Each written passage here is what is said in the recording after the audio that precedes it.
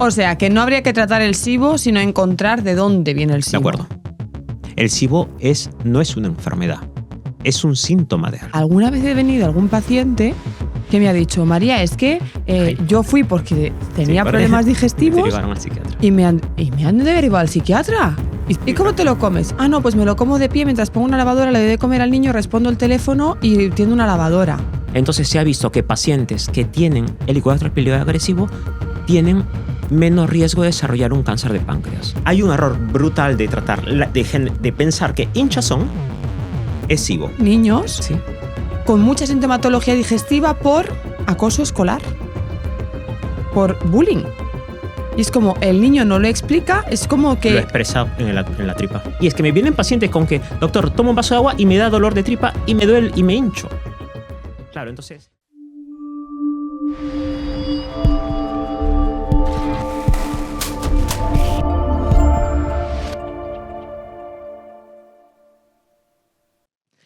Hoy estoy en la mesa con Juan Rodríguez. Bienvenido, Juan. Mucho gusto. Muchas gracias. Juan va a presentarse él mismo porque lo va a hacer mucho mejor que yo, así que cuéntanos un poquito tu formación. Sí, María. Soy médico de digestivo, me he hecho la especialidad en Sevilla, trabajo hace 11 años en Lleida, trabajo en el Hospital Universitario Santa María, el Hospital Universitario Arnau de Vilanova, trabajo en Vitas Lleida, además participo activamente en investigación, soy miembro de la Junta Directiva actualmente de la Asociación Española de Pancreatología, he sido miembro de la Junta Directiva de la Sociedad Catalana de Páncreas y participo activamente en investigación en patología de páncreas y alguna patología específicamente que probablemente hablaremos en los próximos minutos. Bueno, un montón de cosas. Un poco. Te faltan horas al día, ¿no? Para poder hacer... Uno se adapta. Bueno, pues entonces vamos a empezar hablando un poquito de la salud digestiva. El aparato digestivo sabemos que procesa los alimentos, pero ¿qué relevancia tiene en nuestra salud? Sí. La parte digestiva ha dejado hace tiempo de ser entendido como un mero órgano de procesar y digerir alimentos, ¿no? Ya se sabe actualmente que tiene hasta 3 funciones adicionales más que esta parte. Una función inmunológica muy conocida. Tenemos en la parte digestiva y el tema de la microbiota pasa un papel muy importante, la microbiota intestinal en esta parte, a regular el nivel de inflamación y la respuesta de las defensas ante ciertos estímulos. Es más, empezamos a aprender a defendernos en el intestino. Ese es el punto número 1. El punto número 2 funciona un poco, tiene una función metabólica. Dicho de otra manera, secreta una serie de sustancias que ayuda a regular el apetito, ayuda a regular la digestión de algunos alimentos, de algunos nutrientes, algunos tipos de azúcares, algunos tipos de grasas. Y finalmente, también se sabe que por la conexión que tiene con el cerebro, ayuda a regular ciertas situaciones neuropsicológicas como el estado de ánimo, la ansiedad, niveles de estrés, todo ello influye directamente. Y seguramente hablaremos de esto en los siguientes minutos. Entonces, ¿quieres decir que a lo mejor así esté mi sistema digestivo, así me encontraré yo anímicamente a lo mejor? Correcto. Wow. Correcto. Es un montón eso, ¿eh? Es un montón. Es que ha cambiado mucho la medicina. Ya no es solamente como antes se trataba la parte digestiva, por lo menos de medicamentos para el dolor, medicamentos para eso. No, ha cambiado completamente el entendimiento y estamos en un proceso de revolución brutal. Igual te digo que hacía falta, ¿eh? Sí. Porque estábamos, en fin. Sí. ¿Qué patologías son las más comunes en referencia al aparato digestivo? ¿Qué es lo que más se ve en consulta? Yo creo que en particular, y esto incluyo tanto los hospitales públicos como el hospital privado donde trabajo, la patología funcional digestiva. Enfermedades de funcionamiento digestivo abundan. ¿Qué persona que no va a consulta siquiera te comentan a ti, a mí me comentan como soy médico digestivo, con más razón, pacientes que les duele la boca del estómago, pacientes que sienten ardores, pacientes que le cuesta a veces un poquito de trabajo tragar, pacientes que se hinchan, pacientes que tienen tendencia un poco a ser estreñidos, pacientes que tienen diarreas de manera intermitente, pacientes que les duele la tripa de manera recurrente, aunque lo llevan hace muchísimos años, por lo cual a veces uno se adapta simplemente a vivir con esto y a veces verdaderamente afecta calidad de vida. Yo, ¿sabes lo que veo con eso? Que normalizan los síntomas. De acuerdo. ¿No? Hay gente que me dice, no, es que yo soy estreñida. Digo, ¿estreñida cómo? Y a lo mejor me dice, pues voy una vez a la semana, 4 bolitas. Y es como, eso no es normal. Eso no es normal. No es- o sea, claro, ya es como si ellos aceptan que tengo este patrón de tránsito intestinal de estreñida y así, y es como, no, igual, es que hay algo ahí, ¿no? Que De acuerdísimo. A ver, no vamos a simplificar todo. No vamos a decir también de que simplemente, por ejemplo, ya que estás mencionando el tema del estreñimiento, no vamos a hablar que solamente el estreñimiento es porque funciona mal la parte digestiva. Y no vamos a decir simplemente que eso es en siempre, que es por algunos hábitos inadecuados, por algún estilo de vida inadecuado. A veces hay enfermedades verdaderamente, enfermedades relevantes y críticas. Entonces, la verdad es que es verdad lo que dices, el tema de que tienden a normalizar síntomas, pero es verdad que yo creo que necesitan siempre, cuando hay alteraciones, tratar de entender por qué pasa, no solamente por entender, sino para saber cómo mejorar, porque se puede mejorar calidad de vida. Claro. Y es una cosa que yo siempre me centro en el tema de los pacientes. Como hay tantas enfermedades funcionales, las enfermedades funcionales no matan, pero la calidad de vida les afecta tanto que a veces algunos pacientes me han dicho, no sé si es mejor tener una enfermedad mala que me pueden operar y curar, que tener esta enfermedad que llevo 20 años, doctor, y que nadie me ayuda a mejorarla. Claro. Bueno, también les afecta el estado de ánimo porque vivir con dolor, bueno, al final, en fin. ¿Y tú crees que el cambio en el patrón dietético que hemos tenido desde la dieta mediterránea hace años a lo que tenemos hoy en día, que está como muy occidentalizado, como con muchos ultraprocesados, eso ha tenido que ver en toda esa patología funcional que sienten los pacientes? Completamente de acuerdo. Se sabe perfectamente, acabas de mencionar algo, la dieta mediterránea, hay múltiples estudios en múltiples enfermedades y de las bondades de la dieta mediterránea. No voy a hablar yo porque definitivamente sabes tú más que yo que esto, pero es verdad que es el tipo de dieta más reconocida con capacidad para mejorar múltiples enfermedades metabólicas, cardiovasculares y digestivas. Pero es verdad que el cambio en estilo de vida, estrés, dietas, como bien mencionas, muy occidentalizadas, rico en ultraprocesados, azúcares, grasas saturadas, generan alteración conocida de la flora intestinal. Dicho de otro modo, disbiosis intestinal. Okay. Y esta disbiosis intestinal condiciona, como vamos a alterar la composición de la flora intestinal regular y equilibrada que la tenía normalmente el paciente y se sostiene en el tiempo, va a generar una serie de sustancias que va a generar sustancias proinflamatorias que tienen capacidad de generar y perpetuar, bueno, y es más, o sea, si vemos países como Estados Unidos, donde los problemas, este tipo de problemas, las enfermedades crónicas no transmisibles como obesidad, diabetes, son pan de cada día, y si los comparamos, el tema de la microbiota con hábitos de alimento de ellos, como por ejemplo que había un estudio del año 2000 más o menos de una población venezolana aislada que están en la selva, sin contacto con el mundo occidental, ellos no tienen estos síntomas.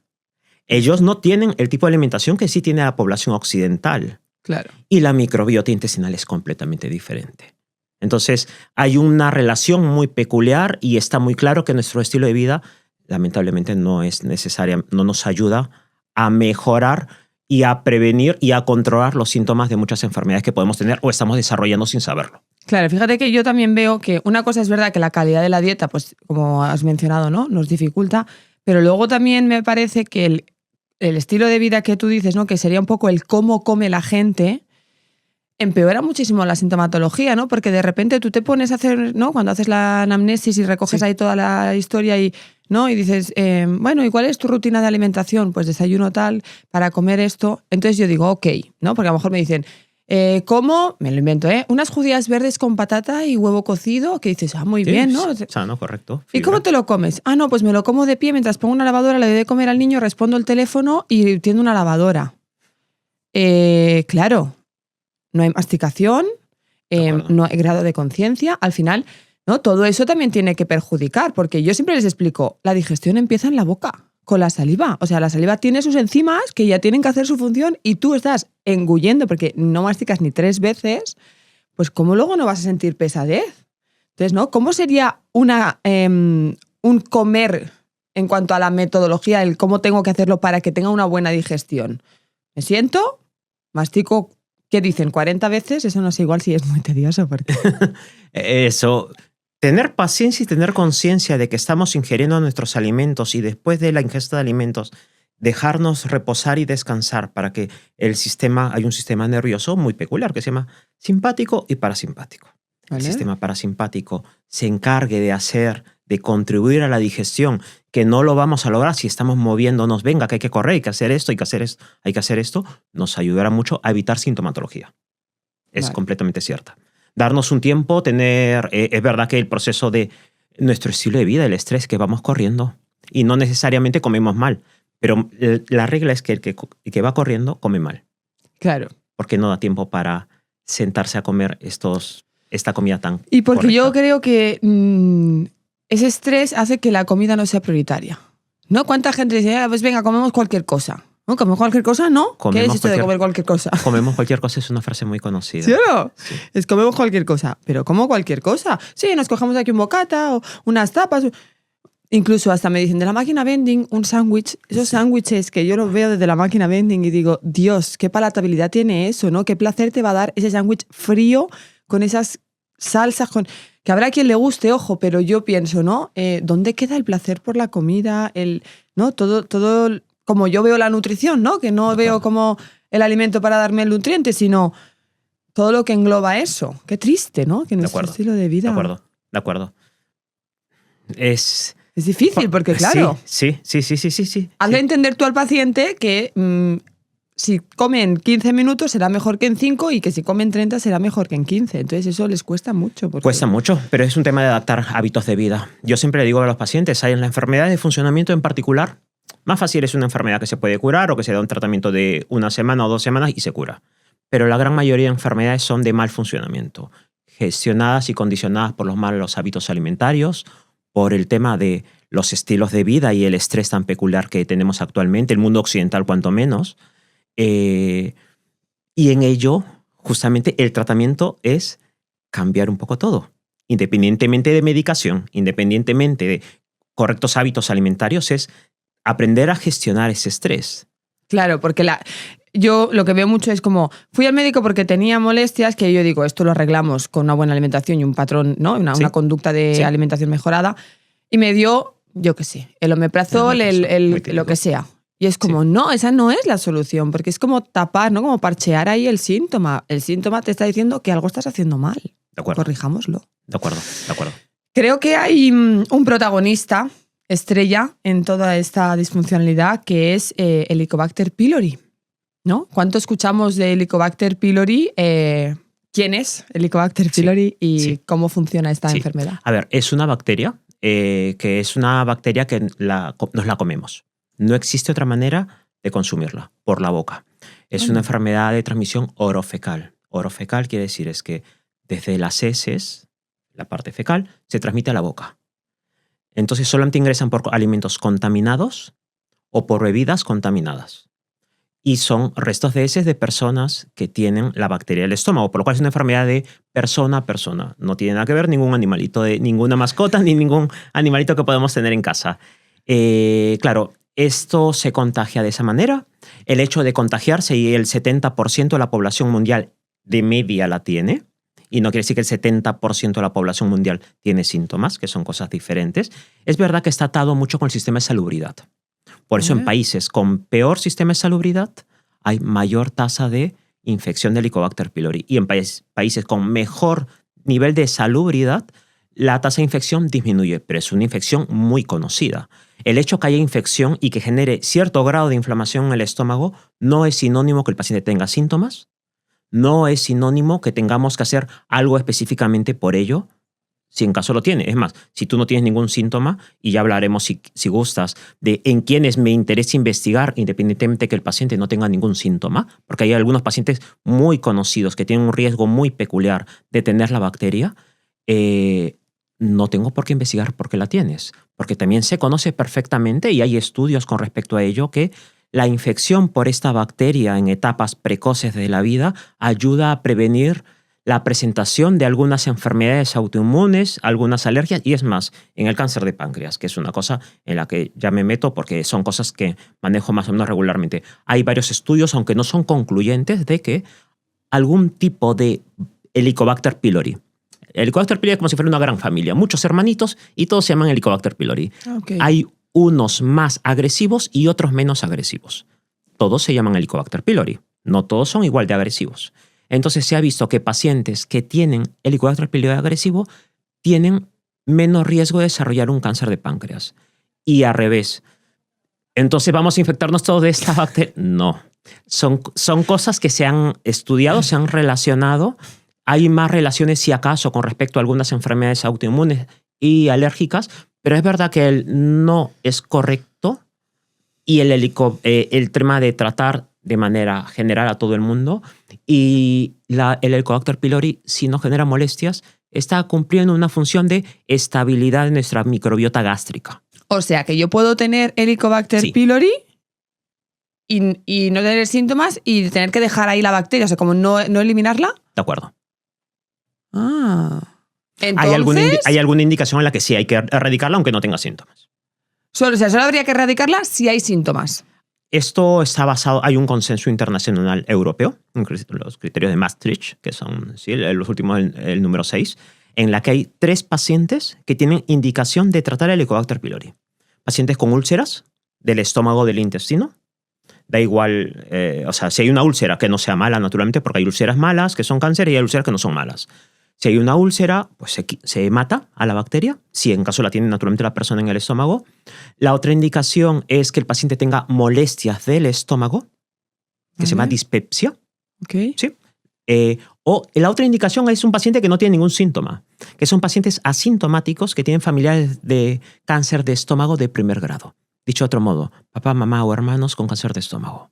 ¿Por qué? Porque se conoce que esta bacteria en el estómago, en los pacientes con cáncer gástrico, para sus familiares de primer grado, tienen una capacidad de desarrollo a largo plazo de terminar desarrollando cáncer gástrico. Entonces, es la única indicación actualmente validada a nivel internacional de tratar la bacteria del estómago aún en un paciente asintomático. Vale, pero esto me crea confusión porque, vamos a ver, imagínate, ¿no? Un paciente que tiene síntomas digestivos varios y pues descartamos, yo qué sé, SIBO, Helicobacter pylori, no sé qué, no sé cuántos. Y ahora pylori sale positivo, pero ¿y si los síntomas no son del pylori? ¿Cómo no? Esto me pasa mucho en la sanidad pública en particular. Nos derivan pacientes con diarreas crónicas y desconozco el motivo por el cual algunos médicos le piden en el protocolo de estudio para ver si tiene la bacteria, el Helicobacter pylori, en el estómago. Pero es que la diarrea no está generada por el Helicobacter pylori. Entonces, no tiene indicación de tratamiento. Claro, pero entonces te digo más. Imagínate que lo tratan con la carga de antibióticos que implica el tratamiento del Helicobacter pylori, vas a empeorar esa diarrea, por ejemplo. Es que lo hacen. No siempre, pero muchas veces lo hacen. Es incorrecto. Es un poco de desconocimiento. No hay indicación de tratar esta bacteria por diarrea. No hay indicación de tratar esta bacteria porque tienes gases. No hay indicación de tratar esta bacteria porque tienes reflujo, que es otra situación. Es más, si hablo de ese tema, es que claro, la Helicobacter pylori, para vivir en el estómago, no le gusta el ácido. Entonces, ¿qué es lo que hace? Disminuye la secreción de ácido. Y la enfermedad por reflujo es una enfermedad del ácido. Entonces, si tratan el Helicobacter pylori a un paciente que tiene reflujo, aumenta el nivel de acidez, porque a la bacteria no le gustaba tanto ácido, y aumenta el nivel de acidez a lo regular, y el paciente que ya tenía reflujo de base empeora. Pero no está indicado. Es que no está indicado. Y si estuviera indicado, porque tiene la mala suerte, pobre paciente, de tener la enfermedad por reflujo, alguna heridita o la dispepsia que mencionamos, pues hay tratamiento médico, independientemente de los tratamientos de soporte que hablamos, si gustas, posteriormente, de cara a mejorar los síntomas. Pero de inicio no está indicado. Es que, claro, hay una indicación muy clara y son las 3 situaciones que he mencionado. Pues entonces se está como tratando sin necesidad de forma generalizada, podríamos decir, ¿o no? Es habitual el tratamiento inadecuado. ¿Verdad? Es habitual por desconocimiento, obviamente. El profesional que indica el tratamiento en esa situación lo hace pensando de que va a mejorar al paciente, pero es que no tiene relación fisiopatológica. Wow. De cara a generar ¿Y cuáles serían entonces los síntomas que sí asociamos a Helicobacter pylori? Dispepsia. La palabra dispepsia es un dolor urente, como una quemazón, en la boca del estómago, a veces en la parte debajo de la costilla izquierda, digestiones pesadas. Bueno, a ver, digestiones pesadas, como digo mis pacientes, si se comen un entrecot, que no es lo normal. Digestiones pesadas con dietas regulares. Pero estoy hablando de digestiones pesadas de la parte superior. Es más, el paciente refiere náuseas, saciedad precoz, se llena más prontito, se hincha, hay distensión, pero en la parte superior. Desde aquí, ¿verdad? Sí, pero la parte superior, solamente la parte superior. Dicho de otro modo, el estómago se está distendiendo, porque el estómago justamente está del ombligo para arriba. Y cuando se hincha, pues lo vemos. Es que lo vemos, se hincha y vemos solamente hinchado básicamente la parte superior. Está hinchado el estómago, está produciendo más gas o hay demasiados alimentos que le has metido. Entonces, en esa situación, si tienes la bacteria, está indicado, independientemente de medidas generales que puedan ayudar a mejorar síntomas. Que hay muchas medidas indicadas para mejorar ello, independientemente de la parte del tratamiento de la erradicación. Y el problema, justamente de lo que mencionabas, claro, como se ha sobretratado muchas veces tanto, no solamente esa bacteria, sino múltiples cosas, hay mucho problema de resistencia. Yo me formé en su momento, yo soy peruano, estudié en Perú. Esta bacteria en Perú la tratábamos con 7 hasta 10 días de 2 antibióticos y un protector.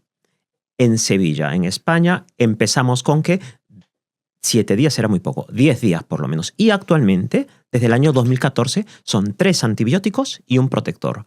Porque se ha visto que justamente el sobreuso de antibióticos de manera repetitiva, no para este tema, sino para múltiples otras cosas, genera más resistencia y generan bacterias más potentes y más difíciles de erradicar.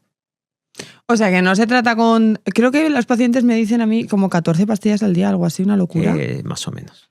No es porque la bacteria sea muy resistente a los antibióticos, es porque nosotros tenemos resistencia a los antibióticos de un mal uso. Nosotros, tener en cuenta que si tú tuvieras la bacteria no se ha producido en tu cuerpo de manera espontánea. Tu bacteria viene de otra persona. Ya, pero averigua quién, ¿no? Claro. El tema es que esa bacteria tiene una capacidad de memoria con respecto a los antibióticos. Ah. Y esa otra persona la trae de otra persona. Vale. Entonces arrastramos consumos de antibióticos de muchas personas y por ello es que, aunque ahora mismo, por ejemplo, en Lleida estamos haciendo algún estudio para ver si es que podemos regresar a menos antibióticos, pero las respuestas iniciales están siendo bastante insuficientes. El tratamiento actual que tenemos de esos tratamientos que hemos mencionado, que son de 10, 14 días, son 12 pastillas en un día, la otra sí. Claro, independientemente de lo que nos genere en la microbiota intestinal, que es una catástrofe, la verdad, pero es que no tenemos manera de erradicar. Claro, con estos antibióticos tenemos 97-98% de capacidad de erradicación. Que a lo mejor haces el tratamiento y sigue ahí. También pasa. Madre mía, ¿tienes que volver a hacer el tratamiento? Sí, y tenemos hasta 4 tipos de líneas de tratamiento. Pero hay que insistir en el tratamiento en quien está justificado. No hay que tratar a todo el mundo. Por eso es importante entender de que si la indicación está justificada, y es más, justamente los criterios que dicen lo de Maastricht que mencionaba, dicen, además de los antibióticos, ofrécele cosas para disminuir carga virulenta, capacidad agresora de la bacteria, disminuir la cantidad de bacterias en el estómago, hacerlas más fáciles de exponer, y eso muchas veces la parte nutricional nos puede ayudar. Es verdad que dietas ricas en fibra, ricas en frutas, verduras, polifenoles, antioxidantes, el jengibre, el ajo, una capacidad antiinflamatoria brutal para mejorar síntomas. Pero es que además nos ayudan a disminuir la capacidad, mejorar la eficacia del antibiótico.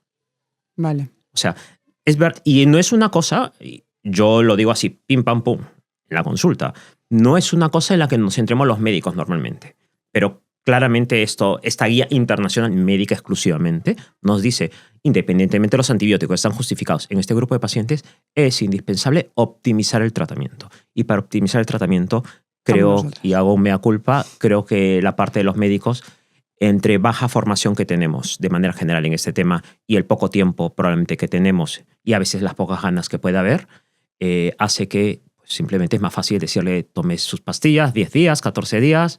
Y chao. Y hasta la siguiente. Bueno, pero pueden haber... ¿Te derivo acude a un nutricionista? Pues podría. Como tú haces. Es una buena opción. Es una buena opción. Yo lo hago... Si yo no... A ver, soy médico digestivo. Yo no me dedico a la parte nutricional. La nutrición es una carrera, es una situación, es una especialidad Es una carrera compleja y amplia. No es solamente Claro. consume más verduras, consume más...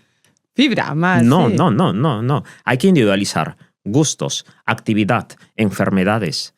Son un Todo. conjunto de cosas. Y los médicos de digestivo, y los médicos en global, obviamente el digestivo en particular, por estar más relacionado con esa parte, no estamos formados para ello. Y es un punto de deficiencia muy conocido hace muchos años, pero ya entramos a más cosas más profundas Ya. en el tema de la formación que ya no depende de nosotros.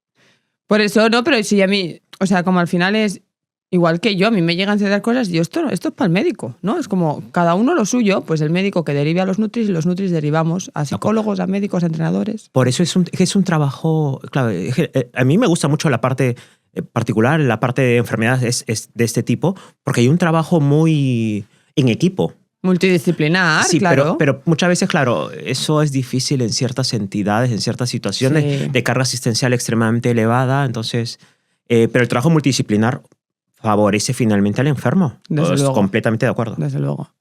¿Y qué opinas de los herbáceos? Porque también me encuentro pacientes que vienen, por ejemplo, justo tengo una paciente que le encontraron pylori, pero ella tenía como, no recuerdo bien, creo que era gastritis o reflujo, no recuerdo bien, además de, ¿no? Y a mitad de tratamiento, creo que a los 4 días el tratamiento No lo toleró. no lo toleró. Pasa mucho. Y entonces dices, ala, ¿y ahora qué hago? ¿Sabes? Porque era como que le había reactivado esa gastritis y es como... Entonces le dijeron, pues con herbáceos. Pero claro, entiendo que un herbáceo nada que ver con un antibiótico. Las guías, vuelvo a repetir esto, o sea, esto es en función de medicina, lo que nos guía a los médicos de manera mundial. ¿Vale? La única manera de erradicar el Helicobacter pylori es con antibiótico terapia. Si un paciente tiene sintomatología, es verdad que le podemos ayudar a disminuir la capacidad. Hay alimentos con capacidad antiinflamatoria a nivel gástrico, mejorando el microbioma gástrico, mejorando la producción de moco a nivel gástrico, y ello va a hacer que el paciente se sienta mejor. Pero es falso decir que con herbáceos podemos erradicar, podemos disminuir la capacidad virulenta y la cantidad de bacteria del Helicobacter en el estómago. Lo que yo haría en esa situación, ganar tiempo. Darle al paciente, decirle, ¿sabes qué cosa? Vamos a intentar este tipo de opción. Va a estar por un tiempo y más adelante, sin tratamiento, porque independientemente que haya un reporte anecdótico de que han erradicado un Helicobacter pylori con herbáceos, el aceite de orégano y todas estas cosas que utilizan en el paquete de herbáceos, no erradica, mejora sintomatología y me permitirá ganar tiempo de cara a tener al paciente más preparado. Y yo lo que haría es la siguiente opción, valorar si es que me vale la pena insistir con el mismo tratamiento o pasar a un segundo tratamiento, prevenir al paciente con una dieta que me mejore la capacidad inflamatoria del estómago, ayudar si acaso con algún medicamento adicional puntualmente para el tiempo que vaya a estar para mejorar sus síntomas y apoyarme en la parte nutricional para que pueda tolerar el pre, el durante y el post, porque es importante el post, porque estamos metiendo antibióticos no dirigidos al Helicobacter, estamos metiendo antibióticos y estamos afectando la microbiota global, no solamente la parte intestinal, inclusive piel y cualquier parte de la microbiota. Aquí entra, pues como no, otro melón de me tomo un probiótico que dices, bueno, como si solo hubiera un probiótico en el mercado. ¿Y qué probiótico? ¿Y para qué lo quieres? ¿Y con qué cepas? Y es como... Claro, cuando a mí me dicen, no, el médico me ha dicho que me compre un probiótico. Y yo le digo, pero ¿cómo un probiótico? O sea, ¿te habrá dicho cuál? Ah, no, pues que le pregunte en la farmacia. Bueno, pues espero que el farmacéutico tenga una mínima formación de probióticos para que te pueda decir cuál tomar, porque no es lo mismo uno que otro. Incluso gente que me dice, es que me empecé a tomar un probiótico, así porque me autosuplemento, porque está de moda. Uy, qué mal me encuentro, lo he dejado porque, claro, es que a lo mejor no necesitabas un probiótico o no necesitabas ese probiótico. Claro, entonces, no sé, atención a esto también, porque creo que, no sé, ¿quién debería pautar el probiótico en sí? ¿El digestivo? ¿El farmacéutico? ¿O el nutri? No sé. Yo, desde luego, no pauto probióticos. Siempre pido, claro, porque creo que necesitas una formación muy específica para eso. Sí, claro, bien has dicho. Hay probióticos dirigidos a parte de salud genital femenina. Hay probióticos dirigidos a vía aérea. Hay probióticos dirigidos al estómago. Hay probióticos dirigidos al intestino. Hay probióticos que tenemos evidencia más medianamente sólida que ayuda a mejorar cierto tipo de enfermedad inflamatoria en cierta situación puntual. Y es un probiótico que tiene un tipo de cepa específica. El problema es que actualmente, pues bien has dicho, has abierto el melón. Es que claro, el probiótico se ha vuelto tan de moda que todos los laboratorios tienen su probiótico. Claro. Y cada probiótico, y probiótico como decir antibiótico, como le digo a los pacientes, y el antibiótico no es lo mismo un antibiótico para una infección de oído que una infección de orina, o una infección del abdomen, o una infección de la piel. Son completamente dirigidos y diferentes. ¿Y cuál es el problema? Vale, pues venga, doctor, pues darme el probiótico del estómago. Hay probióticos conocidos que pueden ayudar, que sean resistentes a la acidez del estómago, que puedan ayudar con respecto al nivel de la tolerancia de los antibióticos a nivel del microbioma gástrico. Hay otro diferente que es el Lactobacillus rhamnosus. Hay otros para el tema del intestino, pero lamentablemente no tenemos estudios estandarizados para decir esta cepa, esta cantidad y esta mezcla, porque encima no son que hay varios tipos, sino es que hay varias composiciones de diferentes tipos. Sí. Y hay algunas que tienen prebiótico incluido, que tienen, sí. Entonces es muy, muy, muy complejo. La verdad es que no hay guías que digan este probiótico específicamente. O sea, cuando te pones a buscar probiótico dirigido para mejorar microbioma gástrico, un paciente con Helicobacter, te ponen este tipo de bacteria, de este grupo de bacterias, de cepa. Y es verdad que en el mercado existen un montón que tienen esta y otras más. Entonces no tenemos una cosa dirigida. O si nos pasamos, como más adelante hablaremos probablemente, una enfermedad muy prevalente que es el intestino irritable, claro, me vienen pacientes y me da mucha pena cuando gastan tantos centenares de euros con su estudio de microbioma intestinal. Doctor, tengo todos estos folios y tengo todas esas... Claro, es que eso sería ideal si le diera el probiótico para la paciente María o para el paciente Juan, que es un probiótico exclusivo, porque cada flora intestinal es súper individual. Es como una huella dactilar. Entonces, necesitamos una específica para la situación clínica y para el microbioma del paciente. No existe. Aparte es que esos test de microbiota, yo creo que si te lo haces hoy, hoy sábado o hoy lunes, claro, a lo mejor mi alimentación durante el fin de semana no es la de entre semana, o me he ido de viaje o qué sé yo, ¿no? Entonces, las cacas no van a tener la misma composición. De acuerdísimo. Entonces es como... A mí cuando vienen, tengo un test de microbiota y le digo, pues es que ni me lo enseñes, porque a mí no me va a decir nada. Aparte de eso, según cuándo esté cogida la muestra, no sé. Hay muchas cosas. Por ejemplo, hay un estudio muy bonito que la vez pasada estaba leyendo. Se hizo en Estados Unidos, en estudiantes universitarios. Pues estudiantes universitarios se les dio dieta universitaria, dieta rica, dieta occidental, rica en ultraprocesados, dieta rápida.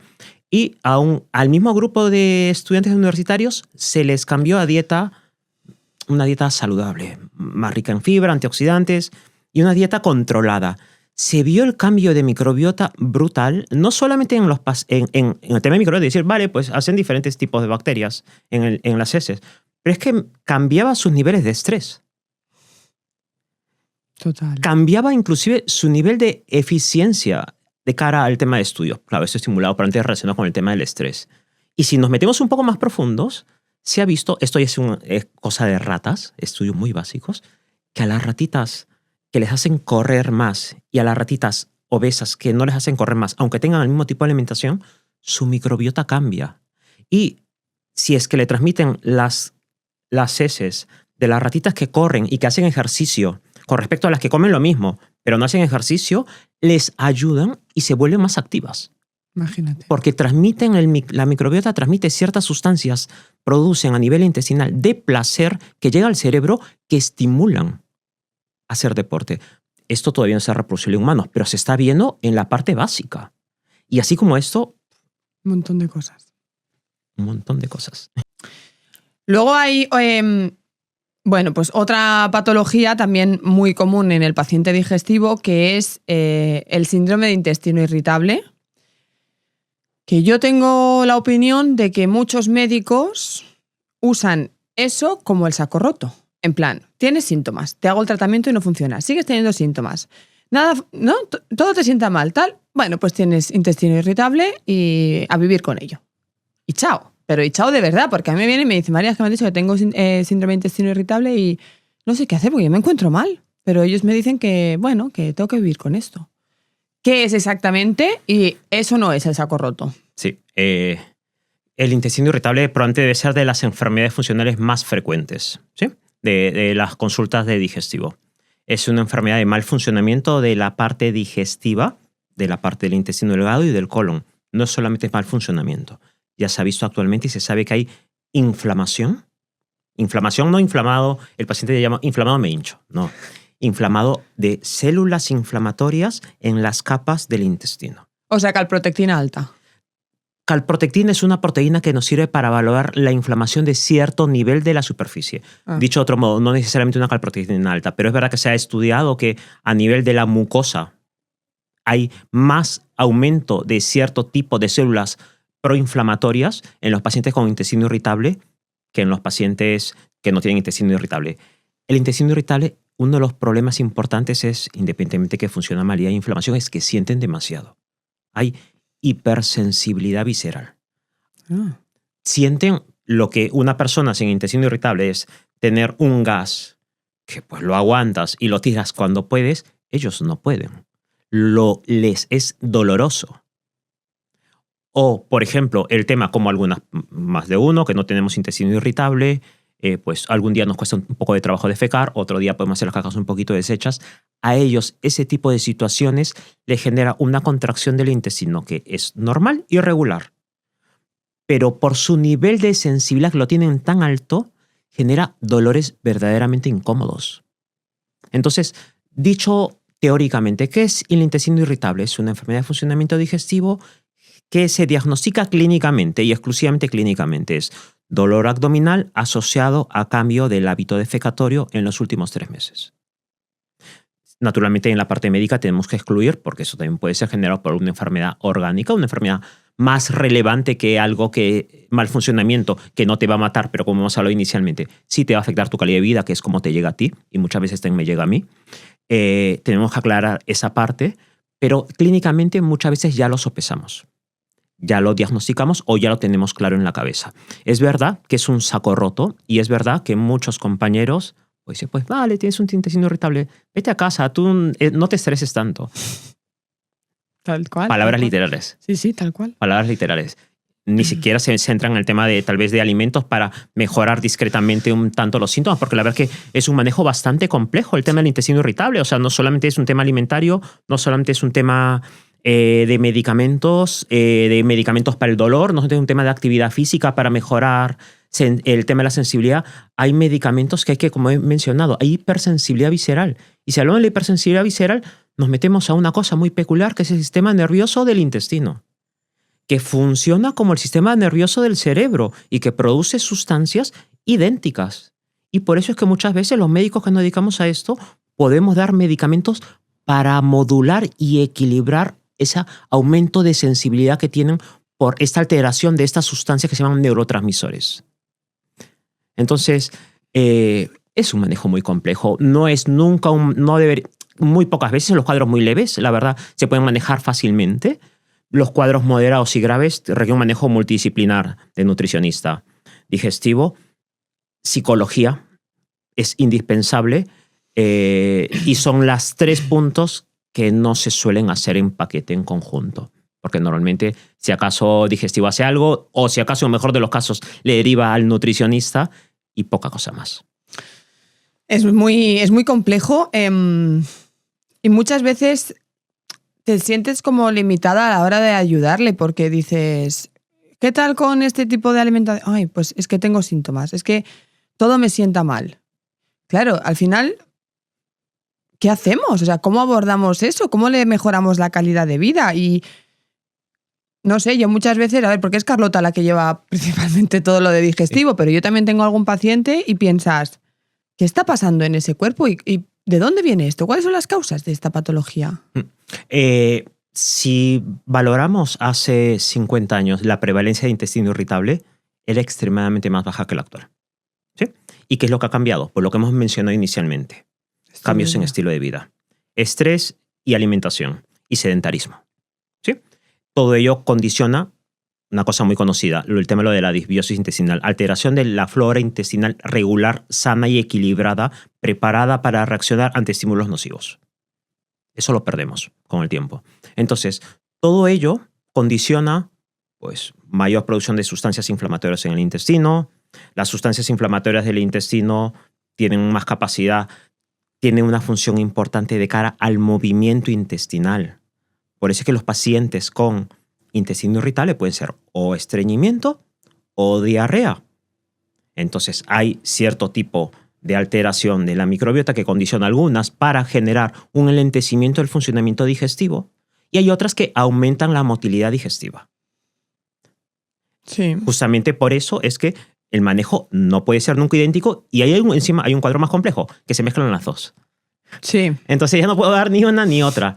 Es verdad que esos pacientes que todo les cae mal es un manejo muy complejo y el tema de la hipersensibilidad, independientemente que puedan haber intolerancias demostradas en el paciente que pueda tenerlas, pero aseguro que en el 99.9% de pacientes quitarle la lactosa no es la solución.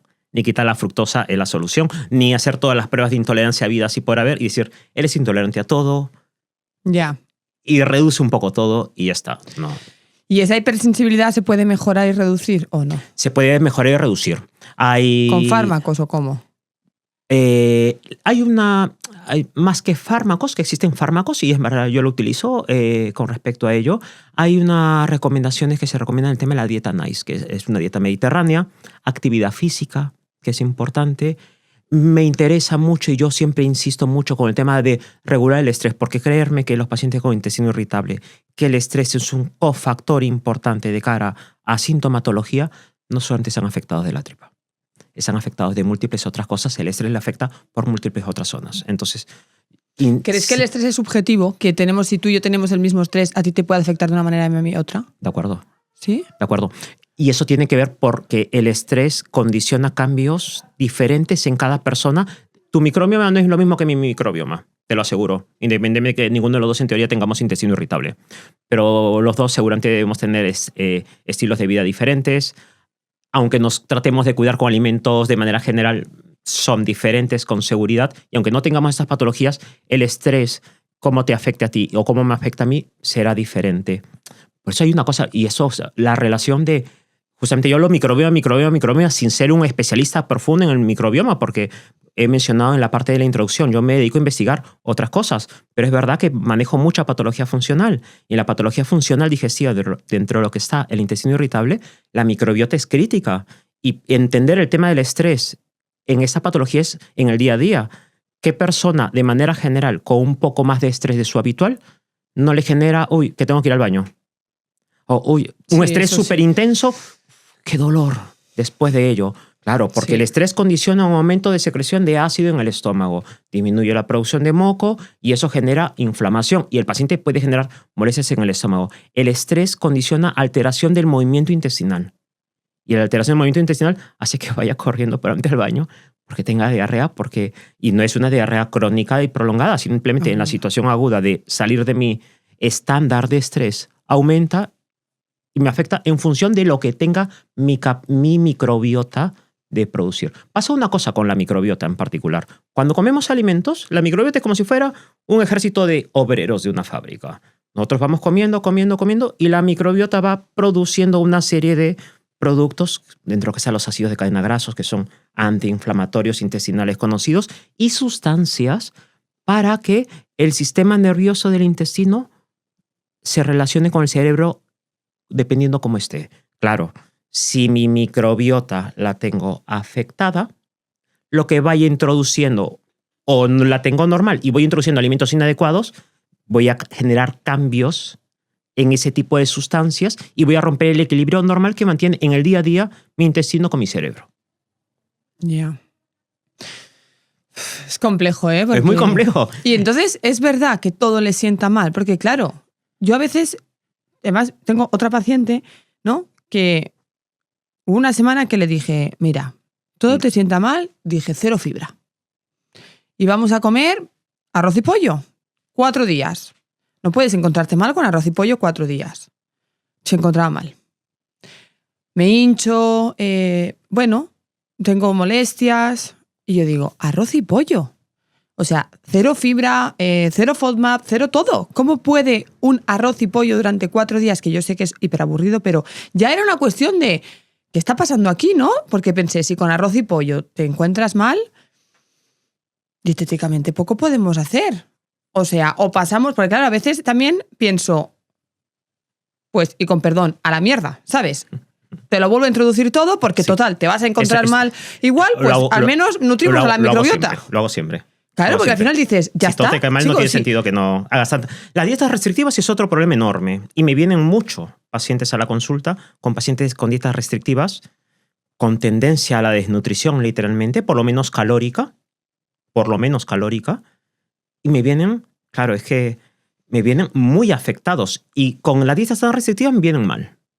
En esa situación, ¿qué haría? Pues yo, de manera general, en mi consulta regular, independientemente, obviamente, de aclarar de que no todo paciente necesariamente con dolor abdominal y cambien sus cacas es porque tienen un intestino irritable o un problema de funcionamiento digestivo o una alteración de la microbiota por un tema funcional, para decirlo más amplio.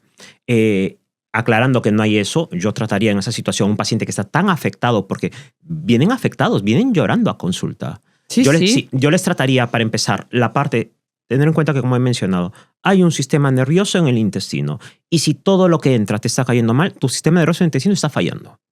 Pues vamos a ayudar a equilibrar esto.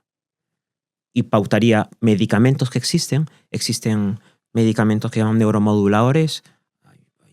Hay algunos antidepresivos tricíclicos, en particular muy utilizados en el intestino irritable, por su capacidad para disminuir esa hipersensibilidad visceral, ese aumento de sentir.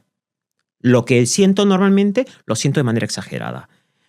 Equilibrar el movimiento intestinal, ese movimiento tan acelerado que tenemos, lo ralentiza, no lo ralentiza para abajo, sino lo ralentiza al equilibrio. Y es verdad que también tengo otros antidepresivos que me ayudan a equilibrar esas sustancias que no se están produciendo correctamente a nivel intestinal. Y sin embargo, no estoy diciendo de que la paciente es una paciente que tiene que ir a psiquiatría. No he sugerido siquiera eso.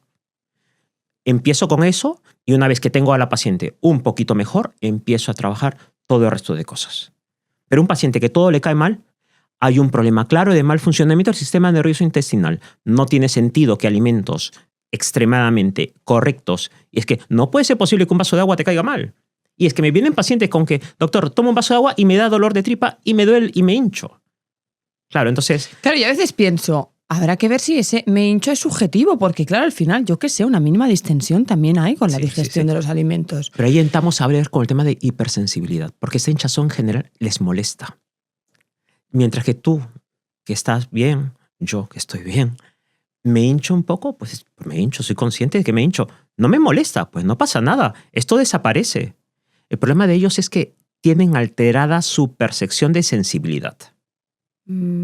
Ahora que has mencionado eso de no la derivado a psiquiatría, alguna vez he venido algún paciente que me ha dicho, María, es que yo fui porque tenía problemas digestivos me derivaron al psiquiatra. y me han derivado al psiquiatra. Y dice, y yo no estoy loca.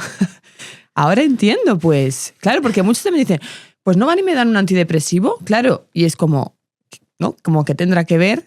Porque, claro, al final el eje intestino-cerebro ahí está también, ¿no? También tengo muchos pacientes, y esto lo comentaba con Valentina, una de las compañeras, ¿no?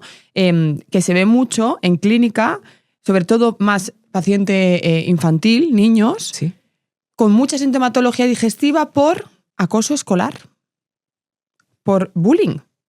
Y es como, el niño no lo explica, es como que... Lo expresa en la tripa. Claro, entonces es como muchos médicos es como están hartos de ver patología digestiva que no es más que somatización o expresión de... No necesariamente somatización. Ahí pasamos ya que has mencionado ese tema, yo hablo un tema y lo he mencionado un poquito por encima. El intestino tiene un sistema nervioso propio, sistema nervioso entérico. El sistema nervioso entérico es idéntico que el del cerebro. Tiene miles de billones de redes de neuronas a nivel de las capas intestinales. Entonces, es verdad que estos intestinos no razonan, no piensan, pero sí sienten. Y si sienten, lo que va a hacer es, tienen una comunicación muy peculiar con el cerebro. Es por eso le llaman el segundo cerebro. Tiene una comunicación bidireccional completa, conocidísima, mentira. Se conoce desde los años 2000. Es que por eso que todavía no claro, lo que falta. Sí, Lo que antes decíamos, pues simplemente, pues, oye, es que te derivó al psiquiatra, es una cosa conocida. Entonces, claro, esa pobre tripa no puede decir, me está pasando algo, pero sí siente lo que está percibiendo el paciente y le manda señales al cerebro en esa situación y el cerebro es el que actúa. Y al revés, el cerebro recibe el acoso, el cerebro recibe el bullying, sistema nervioso central, tiene comunicación directa con el intestino, le manda la señal. ¿Y cómo lo expresas? Con tu sistema nervioso intestinal. Qué interesante, ¿eh? Porque al Pero final... es que pasa, y eso, como digo, es que lo decía, es que nos pasa en el día a día. Cuando estás estresado un poquito más, pues claro, sin llegar a lo pobre que deben pasar los pobres pacientes que sufren este tipo de situaciones de acoso escolar, tenemos sintomatología. Si nos pasamos del estrés habitual, tenemos sintomatología digestiva. Y no es que... Claro, pero entonces mucha sintomatología digestiva se podría tratar en el psicólogo. Controlando, gestionando el estrés. Pero el problema es que la gestión del estrés, que ayudaría al psicólogo, el problema es que el estrés condiciona cambios en la microbiota. Y el psicólogo no va a mejorar la microbiota. Pero si reduce el estrés, ¿entonces mejorará la microbiota o no? Sí, pero es que tenemos una cosa general, o sea, el estrés condiciona un cambio en la microbiota. Tenemos cambios en la microbiota. Y aunque el estrés lo ayude a equilibrar, la microbiota va a seguir alterada. Por eso psiquiatras, y eso todavía falta evidencia, pero leía la vez pasada justamente con respecto a esta entrevista, hay psiquiatras aquí, no cerca en el Valdebrón, que están medicando probióticos y cambios en el alimento independientemente de su medicación para patología ansioso-depresiva o para enfermedades inclusive neurodegenerativas. No estamos diciendo que vamos a mejorar una ansiedad o depresión severa comiendo sano y mejorando microbioma, pero sí se sabe actualmente que esas situaciones ayudan a mejorar la respuesta de los medicamentos que podemos dar. Es bastante más compleja la salud que hace algunos años. Sí, bastante. De carente, por suerte, porque antes era muy simplista. Sí, antes era tómate esto, claro. Correcto. ¿Y tú crees que cada vez hay más personas con intestino irritable? ¿O no? Sí. ¿Ha subido la prevalencia? Sí, 30%, actualmente 30%. Yo doy clases en la universidad también. Y en el poco tiempo que me queda. Sí. Y les digo a todos los estudiantes, de ustedes, 3 de cada 10 tienen esto. Y alguno se pone rojito, alguno no mira o alguno muere la cabeza. Y pues sí, es muy prevalente. Es muy prevalente. Lo que pasa es que muchas veces son cuadros leves. Ya. Y los cuadros leves, pues... Pero bueno, a lo mejor el cuadro leve, si no lo tratas... Con el tiempo puede alterarles. Claro, al final eso supongo que seguirá su curso y acabará desarrollando... Correcto. ¿Y puede confundirse el intestino irritable con un SIBO? Claro, ahí hay peleas. Claro, porque al final, yo qué sé, el SIBO también está como, ¿no? Mucha prevalencia, muy presente en todos. Y aparte es como que dicen que el SIBO, tú no tienes SIBO y ya. Como que el SIBO es o porque has tenido pylori, o porque tienes intolerancias no tratadas, o al revés, o que el SIBO te deja intolerancias, fructosa, sorbitol, lactosa, lo que sea. En fin, que el SIBO es como un síntoma. De acuerdo. Todas las guías mundiales, dentro de las que yo estoy apoyo también, el SIBO es una consecuencia de algo. El SIBO no es una infección. El SIBO es un síntoma de que algo está pasando. Y ahí hay un error de parte de los sanitarios, de los médicos que atendemos este tipo de situaciones. El SIBO, que no es una infección crónica, no es un Helicobacter pylori, es una situación diferente, es una alteración de la microbiota del intestino delgado que debería tener una manera y se altera. Hay enfermedades y situaciones clínicas conocidas que pueden condicionarla, en cuya situación puede estar, en realidad, ser el reflejo, la punta del iceberg de lo que está ocurriendo por debajo. Eso. Y por eso que muchas veces se le da antibióticos, y yo lo he hecho inicialmente cuando he empezado a aprender la parte de digestivo, la verdad debo decir, porque así me formé, porque los cambios del tema de la microbiota y todo esto ha cambiado, digo los 20 años, pero en realidad digo en los 10 últimos años, probablemente más que antes. Claro, es que tener en cuenta que de esto estamos hablando recién desde el año 2000. Ya. Y lo que se investigaba a inicios del 80, que leía 13 artículos publicados en un año.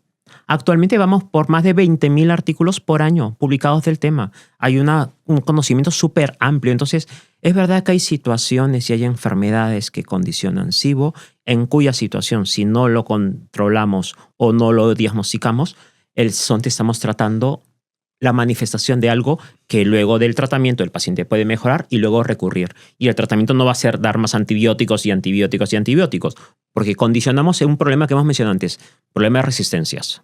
Tener en cuenta que los antibióticos, por más que sean antibióticos especiales que damos para el intestino, que son antibióticos en esta situación, que no se absorben y que casi van dirigidos exclusivamente al intestino, no solamente afectamos a las bacterias productoras proinflamatorias de esta clínica, afectamos las sanas y correctas también.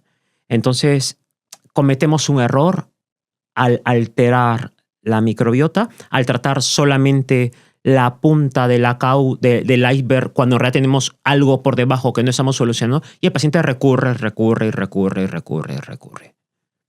O sea, que no habría que tratar el SIBO, sino encontrar de dónde viene el SIBO. De acuerdo.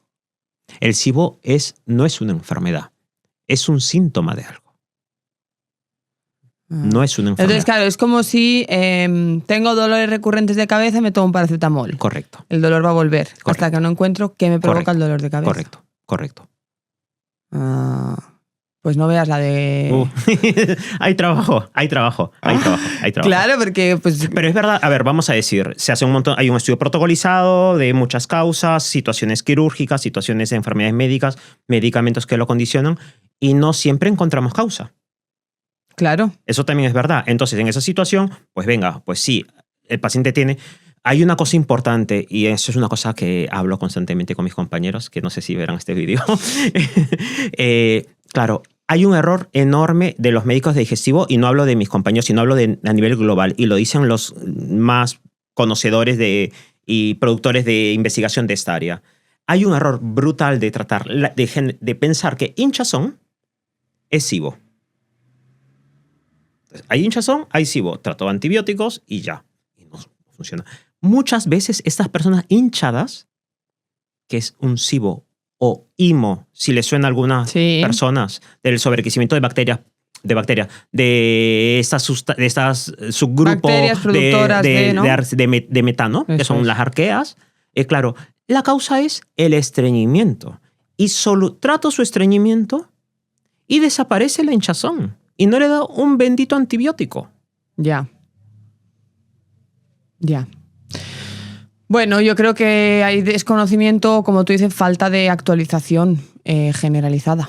Pero esto es generalizado. Sí, totalmente. Sí. Bueno, y por cerrar, antes de pasar a la esofagitis eosinofílica, confirmamos que existe realmente una relación, como has dicho, bidireccional entre intestino y cerebro. Ese eje que tanto se habla y que tanto vemos en vídeos varios, existe realmente. Evidenciado con ciencia. Evidenciado con ciencia, conocido desde el siglo XVIII. Hace un montón. El problema es que lo entendemos recién como un segundo cerebro desde los años 2000, en la que la relación con el microbioma intestinal pasa a tener una relación junta. Entonces, se conoce perfectamente se está conociendo, disculpen. Se está conociendo la relación de este eje intestinal y de este segundo cerebro desde los años 2000 y su relación directa con el microbioma. Nuestras bacterias no sienten, pero nuestras bacterias expresan lo que está pasando en el intestino. Y eso sí tiene comunicación directa con este segundo cerebro, que transmita, como dije, una comunicación directa. Es que tiene una vía de comunicación a través de un nervio, que es un nervio vago. Es un nombre curioso, pero es un nervio muy trabajador. Y a nivel de sustancias que producen las bacterias a nivel intestinal y que van a la sangre. Entonces, pero sobre todo por ese nervio vago que tiene una comunicación directa, no tiene se salta absolutamente todo. Entonces, es como si estuvieran al lado, literalmente. Una autopista sin coches. Es una autopista sin coches, es una comunicación y todo el tiempo se están relacionando. Ahora mismo, seguramente, en tu caso y en mi caso, hay una comunicación entre nuestros dos sistemas nerviosos, en este caso, ¿no? El central y el entérico. Es muy conocido y es verdad que eso nos está ayudando a conocer y entender mejor la fisiopatología de muchas enfermedades, no solamente digestivas. He hablado de cosas de ansiedad, he hablado de cosas de Alzheimer, he hablado de cosas obviamente como el intestino irritable. Por muchas áreas en realidad se está investigando hasta en el cáncer. Wow. O sea, por todos lados hay investigación en esta área, en particular en el microbioma, pero el microbioma, como digo, es que lo tenemos que poner exactamente intestinal, lo tenemos que poner exactamente al lado de este segundo cerebro. Claro. Porque son lo mismo, prácticamente. Yo lo noto en los pacientes cuando vienen a los seguimientos siempre les pregunto, ¿no? ¿Qué cambios encuentras, ¿no? Con la mejora de la alimentación, tal?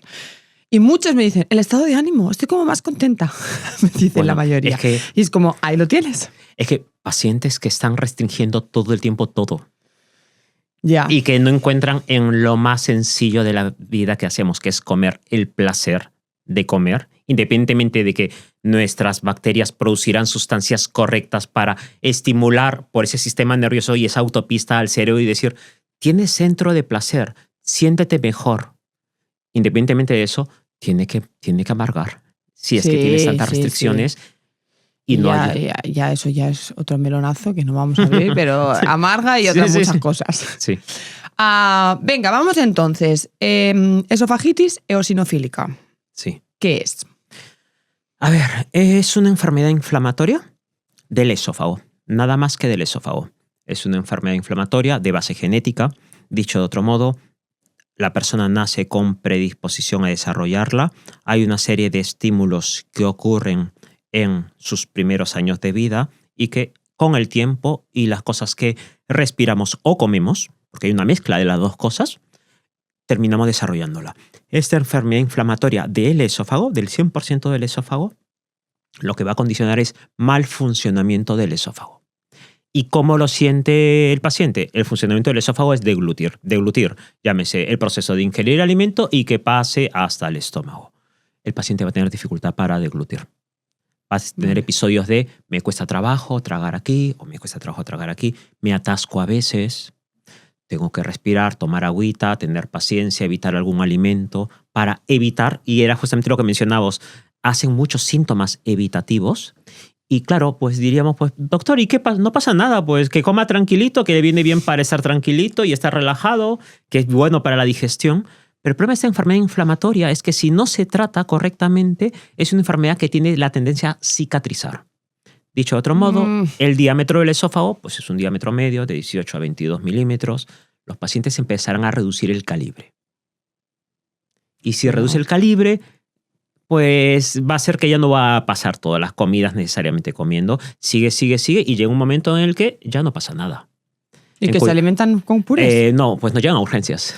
Porque si van tirando, cada vez van haciendo dietas más restrictivas, porque de inicio no van perdiendo peso, porque o sea, es que no es una enfermedad que se transforma, no tiene nada que ver con el cáncer. Ya. Es una enfermedad simplemente... Es como que se estrangula, se hace pequeño el diámetro. Correcto. Por una cicatrización. En proceso inflamatorio crónico de cualquier área de nuestro cuerpo, lo que va a generar es cicatrización. Claro, pero cicatrización suena a irreversible. Tenemos capacidad de, en esa situación, cuando está cicatrizado, es romper. Tenemos que romper. Tenemos que desinflamar para empezar, porque como es una enfermedad inflamatoria, desinflamamos. Y una vez que desinflamamos, rompemos con los equipos de endoscopio. Metemos un endoscopio, pero metemos qué dolor, un balón. Eso suena a dolor. No, el paciente está dormido. Claro, pero el esófago es un órgano de un diámetro muy delicado.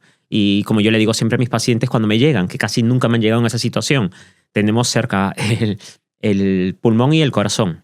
Y una arteria enorme que se llama la arteria aorta, que está ahí empujando en una parte. No nos es agradable la idea de tener que hacer eso y llegar al punto de que tenemos que romper esa parte. Una ruptura controlada con el endoscopio, bueno, naturalmente. Claro. Pero igual no es la idea. Pero es verdad que no pasa si se trata. Y como es una enfermedad inflamatoria crónica que no se va a curar, pues hay que tratarlo siempre. Hay que controlarlo siempre. A esos pacientes nunca les puedo dar de alta. Vale. Y pueden hacer una vida 100% normal, pero cuando están bien tratados. Vale. ¿A qué edad suele aparecer o no hay una edad? Hay dos picos. Un pico en la infancia y un segundo pico sobre los 20-30 años. Dicho de otro modo, enfermedad de gente joven. Es verdad que hay un tercer pico muy bajito, sobre los 60 años, pero yo en los 60 años pienso, ese tiene alguna otra enfermedad bastante peor que esto.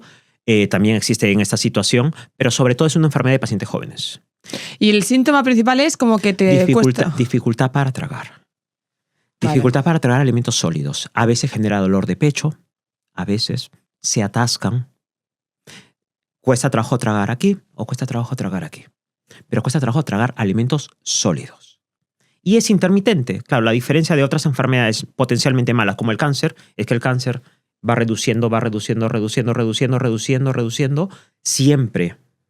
En esa situación que el paciente todavía no lo tiene reducido, simplemente funciona mal por el nivel de inflamación. Entonces, por momentos no funciona el esófago, no ayuda a que baje el alimento y se queda ahí paradito el alimento. Entonces el paciente pues bebe agua, bebe Coca-Cola. Algunos literalmente se ponen de cabeza.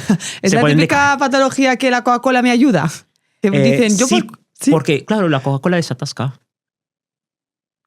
Yo aprendí una cosa en la universidad, una historia relacionada con lo inadecuado que son ese tipo de bebidas carbonatadas para la salud global. Y nos ponían un ejemplo de que en un coche, si tiene un tornillo lleno de óxido, echarle Coca-Cola. Carcome, corroe toda la parte del óxido. Van a poder desobstruir ese tornillo. Y es más, usamos eso. Es que usamos este tipo de bebidas para cierto tipo de enfermedades. Imagínate. Bueno, es que yo juraría que la Coca-Cola nació como medicamento, ¿no? O sea, al principio se usaba bastante como medicamento. No lo sé. Pero lo usamos cuando hay una enfermedad muy peculiar en la que los pacientes se generan pelotitas. Hay pacientes psiquiátricos que se comen el pelo. ¿Vale? ¿Sí? Y al comerse el pelo de manera recurrente, el pelo no es digerible. Entonces generan una cosa que se llama tricobesoar.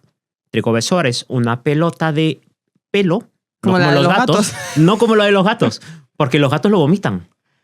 Las personas se van quedando aquí en el estómago y va creciendo. ¿El pelo crece?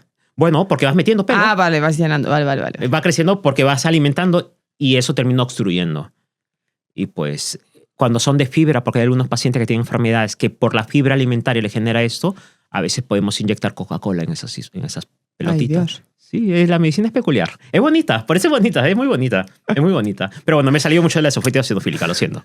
No pasa nada. Vale, entonces, hay dos picos, se da más en la infancia, el diagnóstico es a través de esa sintomatología de dificultad de deglutir y el tratamiento, pues...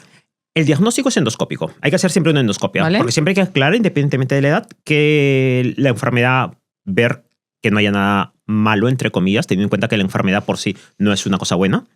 Pero aclarar la causa es lo correcto. Coger muestras que analizan. Hay un nivel de inflamación conocido que a partir de entonces diagnostica esta enfermedad. Y una vez que tenemos el diagnóstico de la enfermedad y el paciente tiene síntomas de que le funciona mal, pues empezamos tratamiento. Los tratamientos, si hubiera hablado contigo el año pasado, te hubiera dicho que hay 3 tipos de tratamiento. Actualmente voy a decir que hay 4 tipos de tratamiento. Tipo de tratamiento dietético, tipo de tratamiento protector gástrico, tipo de tratamiento corticoides. Y el último 4 tipo de tratamiento es un tratamiento que va un poquito más profundo que lo que hacen todos estos. Va a nivel de las moléculas proinflamatorias dentro del esófago, que son tratamientos biológicos. Entonces, tenemos 4 tipos actualmente de tratamientos que nos sirven para controlar esa enfermedad. Y como le digo a mis pacientes, esta enfermedad no es una enfermedad de lunes a viernes, por lo cual, sí. Porque hay pacientes que se saltan los tratamientos los fines de semana. Claro, es que si hablamos del tratamiento dietético es evitar, si en caso les funciona, que la tasa de respuesta del tratamiento, que es muy fácil, en realidad no se hace tratamiento basado en alergias, porque aunque suene un poquito alergias, porque los pacientes alérgicos tienen más riesgo de desarrollar esta enfermedad, no es sinónimo que sea una enfermedad alérgica, es una enfermedad inflamatoria. Son palabras súper diferentes. Entonces, se empieza restringiendo 2 grupos de... Bueno, ahora hay un grupo de alimentos que es lácteos. Hay otra opción que es retirar lácteos y retirar gluten. La otra opción es retirar las que he mencionado y retirar huevo y legumbres. Y la última opción son retirar 6 alimentos, que es todo lo que te he dicho, más frutos secos y pescados y mariscos. ¿No te imaginas? Pero ¿cómo vas a balancear esa dieta? Porque efectivamente. Y no te imaginas lo difícil. No son de balancear, pero ¿y eso? Vivir. Vivir, sí, ya. También, claro. Pero al final me has quitado casi toda la proteína. Por eso, claro, entonces la dieta de 6 alimentos ya no la utilizamos, porque una dieta en su momento la utilicé puntualmente en algún paciente que no tenía mucho tratamiento, porque no tenía nada más y era lo que había.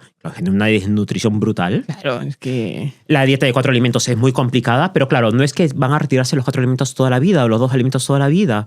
Lo que hacemos es retiramos este grupo por una media de 6 semanas porque se sabe que en un periodo de 6 semanas hay una respuesta antiinflamatoria al no exponer al esófago a estos alimentos que funcionan como antígenos o elementos que inflamen el esófago, si en caso en ese grupo está responsable, vamos a hacer endoscopia siempre, porque el paciente puede tener controles de síntomas sin control de inflamación. Son cosas diferentes. Nosotros buscamos control la inflamación y control los síntomas.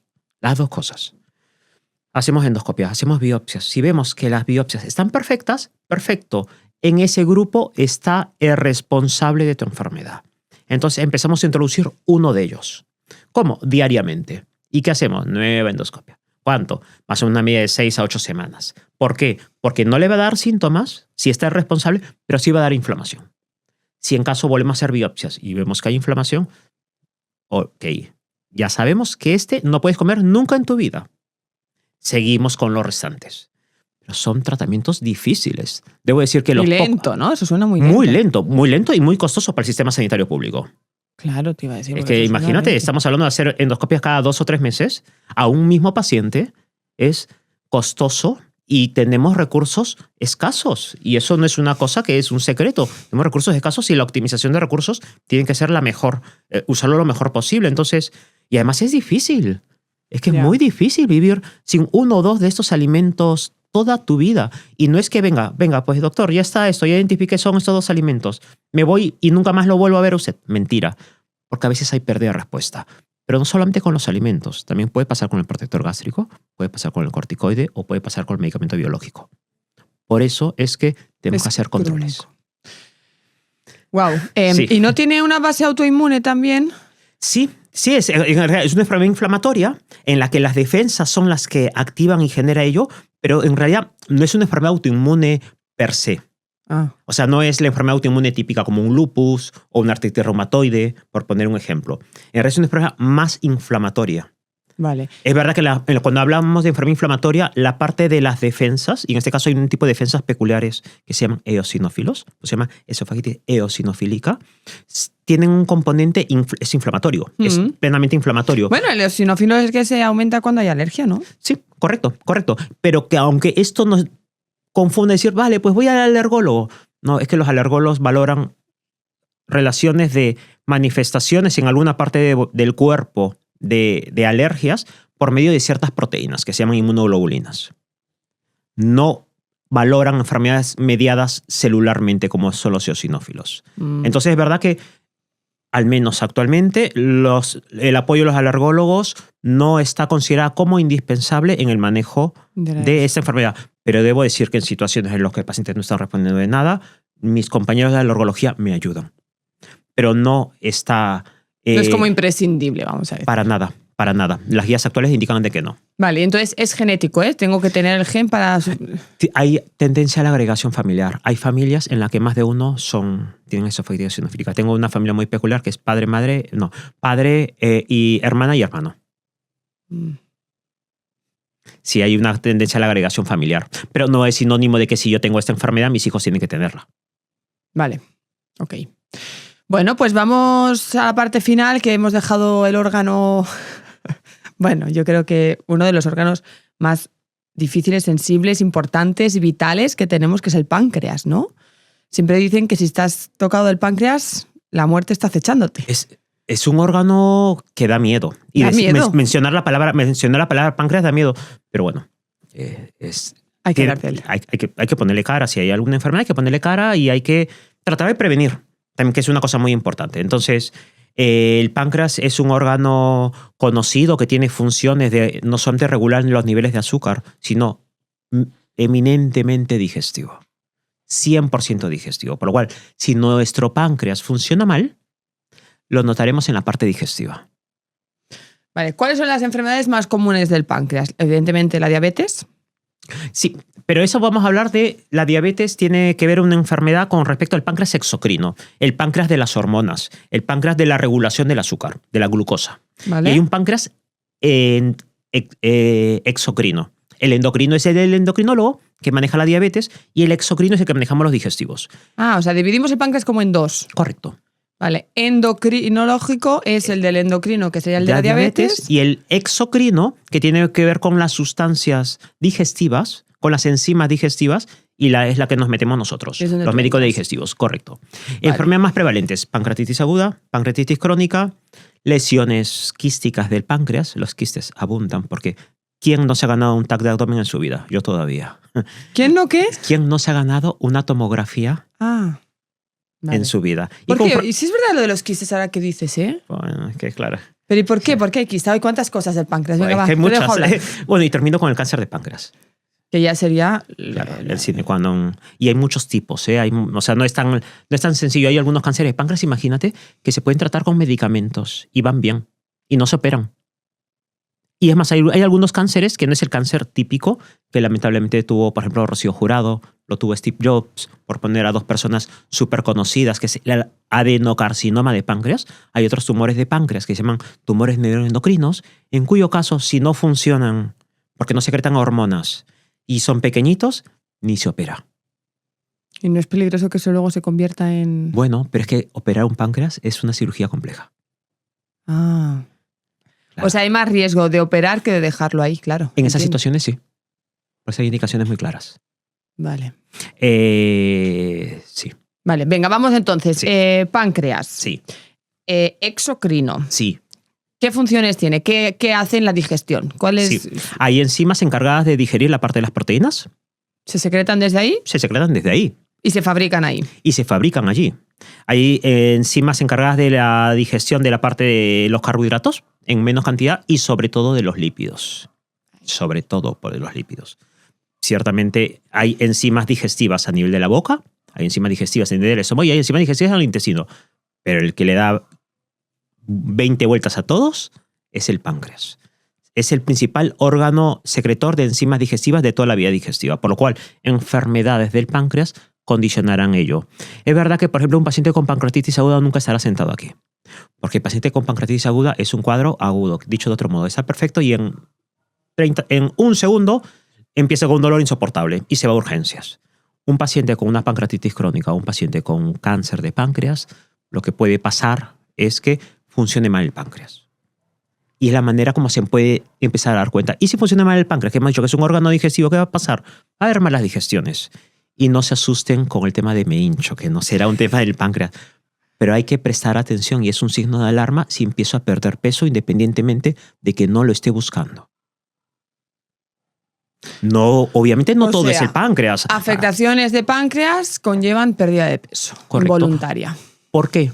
Porque no puedo digerir los alimentos. Yo le digo una cosa a mis pacientes, a los pacientes con pancreatitis crónica, que son una enfermedad crónica que no se va a curar nunca del páncreas, les digo, si ustedes se comen una vaca, dependiendo de la situación de funcionamiento, porque hay estadios iniciales que no requieren, todavía secretan enzimas digestivas, enzimas pancreáticas, y hay situaciones más avanzadas en las que necesitan sí o sí enzimas pancreáticas.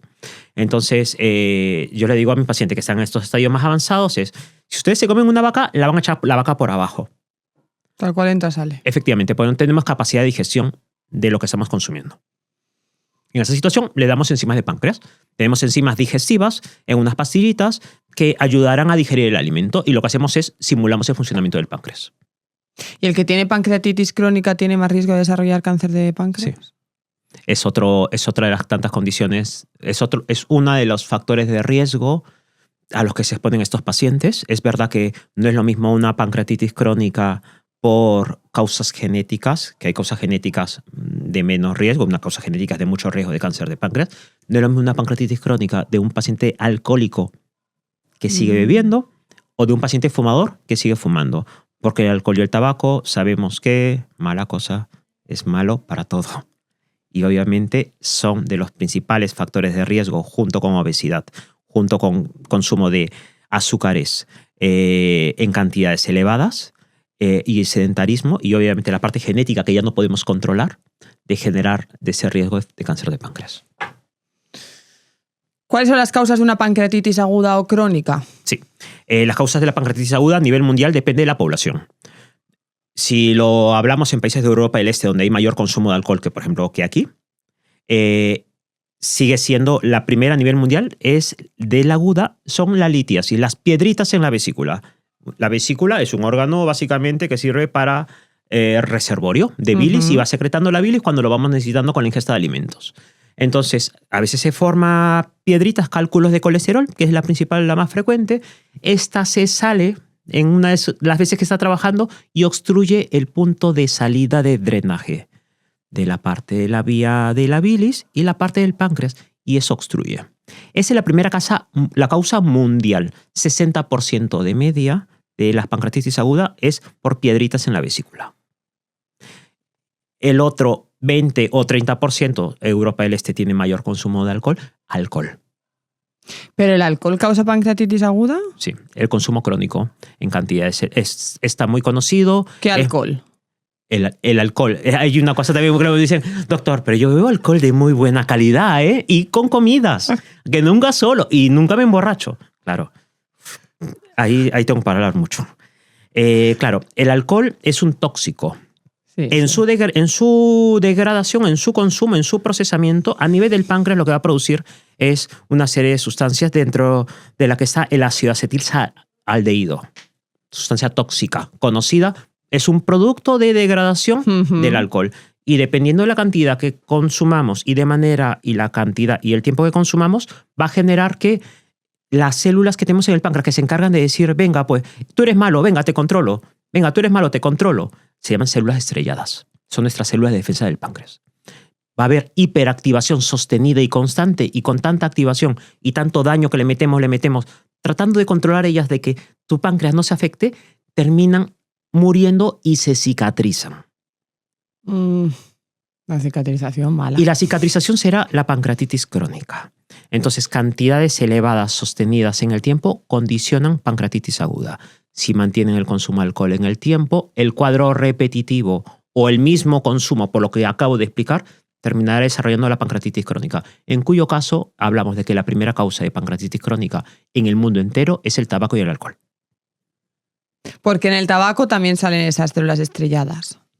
Son noxas, son elementos dañinos. Las Vale. células estrelladas son elementos de defensa de nuestro páncreas para tratar de recuperar la inflamación que estamos generando. Y si me tomo un medicamento, que muchas veces dicen que también es un tóxico, también se activan... Medicamentos, por ejemplo, ¿qué medicamentos? No he entendido la pregunta. Muchas veces dicen que alcohol, tabaco y fármacos lo depura el hígado, ¿no? Que es como el detoxificador. Sí. Okay. Entonces, igual que el páncreas actúa con sus células estrelladas contra el tabaco y el alcohol, ¿lo hace contra algún tipo de medicamento? Es decir, ¿puede una pancreatitis aguda o crónica ser generada por medicamentos? Sí. Ahí voy. Sí. Hay medicamentos conocidos que se llaman medicamentos de alto riesgo. Hay algunos medicamentos para modular las defensas.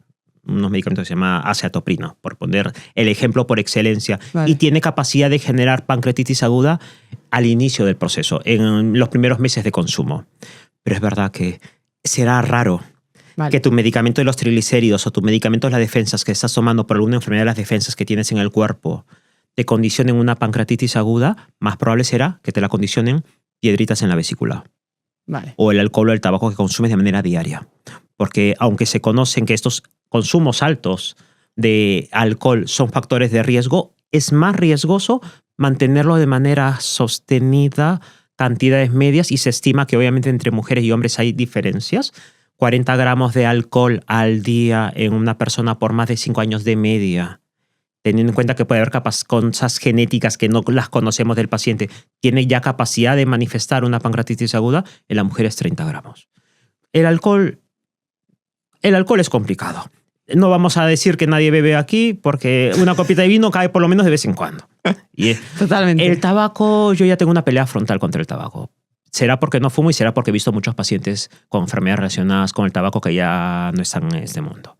Porque predispone a mucho riesgo de cáncer. Y si tenemos una enfermedad que ya por sí predispone a riesgo de estas enfermedades y estás enfermo por ello, es que me da igual que bebas una cervecita de vez en cuando o un cigarrito. Yo le digo a mis pacientes, ya has bebido y has fumado lo suficiente para generar que tu órgano esté completamente dañado y no tiene capacidad de recuperación. Y pequeños estímulos de estas van a ayudar que esto vaya aceleradamente más de cara a progresar y terminar mal. Una cosa es tener un órgano sano, en la que pequeños consumos no viene bien, pero bueno, se acepta, y moderadamente. Pero un paciente con una enfermedad establecida es otra cosa. Mismo. ¿Cuántas pancreatitis agudas puedo tener? ¿Ilimitadas? Ilimitadas. Yo me formé en el tema del páncreas en un hospital referencia a nivel de España, que es en Alicante, ¿sí? Con el investigador más importante de pancreatitis aguda, que no sé si ver este vídeo. Y vimos a un paciente de 80 y muchos años que le estudió de todo, e hizo de todo, y el señor ingresó por su 30 o 40 episodio de pancreatitis aguda. Son cosas raras. Ya. La regla es que normalmente, si hemos dicho que 60% es piedritas y un 20% es alcohol y tabaco, pues la regla es que tú no estés en ese 20% restante. Y la regla es que normalmente no te vuelve a ocurrir. Pero es verdad que puede ocurrir de manera ilimitada, pero es verdad que si ocurre repetitivamente, el riesgo de que desarrolles un cuadro crónico se establece. ¿Cuál es el abordaje dietético durante el ingreso de una pancreatitis aguda y los días posteriores? Porque tuve un conocido que le pasó y me dijo, María, es que no me han dejado comer. Sí. Ahí hay errores. Y es una cosa que también siempre nos centramos en los congresos de páncreas y me centro siempre con los médicos en formación que les enseño. La pancreatitis aguda es una enfermedad hipercatabólica. Dicho de otro modo, es una enfermedad que necesita muchas calorías. Genera que tu cuerpo vaya a 1000 por todos lados. ¿Vale? No solamente es inflamación en el páncreas. Sí, si es leve, sí. Pero muchos cuadros que son moderados o hasta y los severos genera afectación de muchas partes del cuerpo. ¿Sí? Entonces necesita muchas calorías. Quema por todo lo que puede. Entonces, es verdad que el manejo inicial clásico de antaño era reposo dietético. Y el reposo dietético era no comer. Claro, pero es que daban no comer hasta ver que unas analíticas normalicen. Se sabe actualmente que eso es la causa de las complicaciones que puede ocurrir. Toma ya. Sí, porque lo que hacemos es, si prolongamos el tema del ayuno y no ingerimos, aunque le metamos suero, que no es alimento, es agua, suero. Es suero. Tiene electrolitos, eso no es alimento. Aunque metamos nutrición parenteral, que es una nutrición que se puede meter por la vena. Si no metemos alimentos por la boca, no estimulamos la barrera intestinal.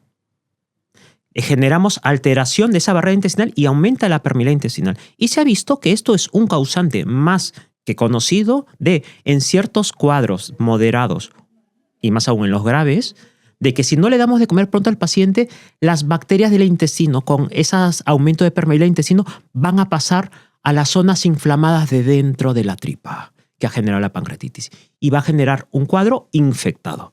Uf. Dicho de otro modo, complicaciones.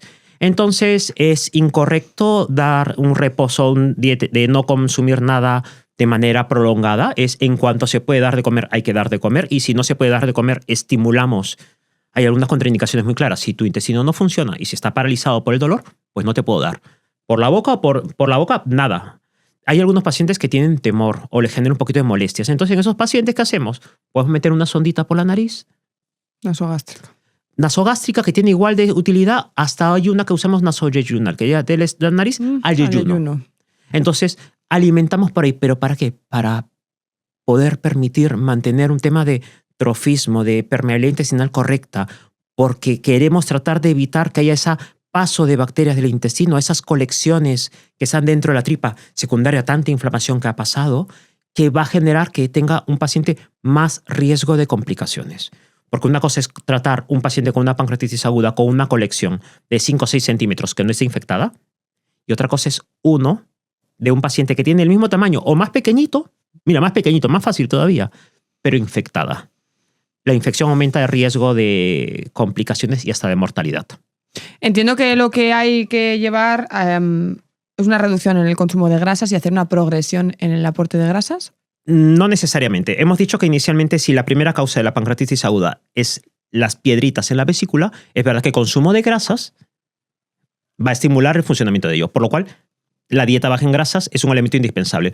Pero lo único que ha demostrado de cara, claro, es que el paciente hasta consumiendo pues una patata cocida, su vesícula trabajará. Ya. Sí, pero es verdad que si consume patata cocida con un huevo frito y encima le mete aceite, pues trabajará más. Claro, entonces, claro. Una dieta baja en grasa, si la causa es las piedritas en la vesícula, es correctísimo. Vale. ¿De cara a qué? A quitar la vesícula. Porque claro, si el causante está en la vesícula, que son las piedras, hay que quitarlo, porque si no lo quitamos, es la primera causa de recurrencia de que vuelvan a ocurrir más episodios de pancreatitis. ¿Y quieres decir que hay resección de la vesícula? Sí. Como tratamiento de... Sí, de la pancreatitis aguda, claro. Si la causa son las piedritas de la vesícula... Fuera la vesícula. Fuera la vesícula. Fuera la vesícula. La vesícula es la bilis se seguirá produciendo. El problema es que ya no habrá un reservorio. Ya, pero no sé, me parece como invasivo, ¿no? Sí. Pero es que... Pero es prevención. Bueno, claro, porque es que la pancreatitis ha sido generada por ello. Que si lo dejamos... Claro, pero ¿qué probabilidad hay de que vuelva a hacer otra pancreatitis? De 30 a 50%. Ah. Y la pancreatitis, es verdad que el 60% son leves, dicho de otro modo, pocos días y a casa. Los moderados, pues una semana, un mes o 2 meses. Pero el 10% que es grave, la mitad casi mueren. ¿Por una pancreatitis? Sí. Y sí, entonces ya entenderás que si hay que quitar la vesícula, si tienes una pancreatitis, sí, hay que quitarla. Si yo la tuviera, espero no tenerla nunca en mi vida, me he dedicado a la investigación y sería el colmo del páncreas, sería el colmo de una pancreatitis, pues el tratamiento correcto actualmente es resecar la vesícula. Otra cosa, quitar la vesícula. Otra cosa es un paciente inoperable. Un paciente inoperable es un paciente muy complejo, un paciente, pues yo qué sé, que sea... ¿Pero cuál es la prevalencia de pancreatitis aguda, sabes? 60%. Pero 60% es que la causa venga de la vesícula. Uh-huh. Pero ¿y la prevalencia de tener una pancreatitis? De tener una pancreatitis. Bueno, actualmente... O sea, ¿tengo que vivir con miedo porque en algún momento...? No. Pero es verdad que es la segunda enfermedad digestiva de hospitalización a nivel mundial. En España no tenemos estudios validados de esto. No tenemos estudios validados de esto. No te puedo decir una prevalencia, pero decir que es la segunda causa de enfermedad en Estados Unidos, donde estudian todo y estudian costes, porque ellos se especializan en estudiar costes. La segunda causa de hospitalización por enfermedades digestivas, entenderá que no es una enfermedad rara. No. ¿Y cuál es la primera? Pues las hemorragias. En digestivo, las hemorragias nos vienen sangrando. ¿Tipo úlceras o tipo qué? Sí, úlceras y todo tipo. Hay causas, úlceras, cánceres, vasitos sanguíneos, hay un poquito de todo. Bueno, que nos vamos. Sí. Vale, entonces, se quita la vesícula biliar. Sí. Y quitamos el causante. Si el causante ha sido el alcohol, fuera alcohol y ya está. Y se acabó. No pasa nada. Wow, ¿Y se puede vivir sin vesícula? Pues sí, sin ningún problema. Es verdad que puede generar un poquito una mala absorción de sales biliares, generar mucha bilis en el intestino, puede generar alteración de la microbiota, puede generar diarreitas, pero bueno, pero mejor eso y tenemos opciones para ello más que exponernos a un riesgo de tener una pancreatitis que tiene capacidad. Y hemos mencionado, es que es una enfermedad. ¿Y si ¿cómo es esto? La parte del páncreas del endocrino está alterada, por ejemplo, tengo una diabetes. Sí. ¿Tengo más riesgo de alterar la otra o no? ¿O son muy independientes? Dependiendo de la causa. La pancreatitis crónica, tengo pacientes de 40 años que desarrollan una pancreatitis que le destroza si destroza el parénquima, el páncreas es como si fuera un pescadito. Y así siempre lo menciono en las clases. Tiene su espinazo, las espinitas, que son los conductos laterales, y la parte de la carne es el parénquima. El parénquima es donde está todas las enzimas digestivas guardadas. Enzimas digestivas y enzimas reguladoras del tema del azúcar. Vale. Entonces, cuando hay una pancreatitis crónica, lo que se afecta es esa carne. Entonces, el pescadito que era gordito se achica. ¿Por qué? Porque se fibrosa.